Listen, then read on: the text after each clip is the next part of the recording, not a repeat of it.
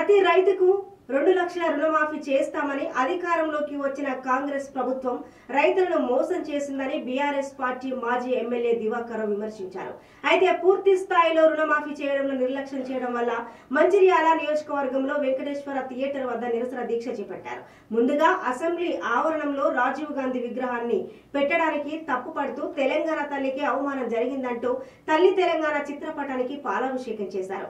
అనంతరం వారు మాట్లాడుతూ 31,000 కోట్లతో రుణమాఫీ చేస్తారని చెప్పిన ప్రభుత్వం బడ్జెట్ లో కేవలం 26,000 కోట్లు కేటాయించి నేడు 17,000 కోట్లతో రుణమాఫీ చేసి మమ అనిపించారని అన్నారు.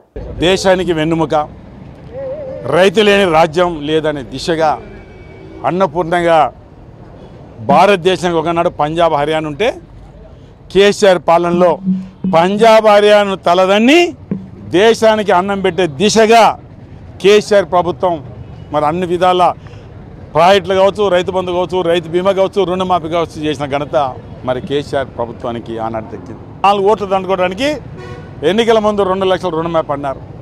లోన్ తీసుకోమన్నారు, డిసెంబర్ 9 ఇస్తామన్నారు, ఇవ్వలేకపోయారు. ఒకనాడు ఉప ముఖ్యమంత్రి ఏమంటారు, మేము కొంతమందికి ఇచ్చాం, మేము 7,000 కోట్లే జమ అయినాయి, మేము కొంతమందికే రైతులకు ఇచ్చాం, ఇయ్యలేకపోయామన్నారు.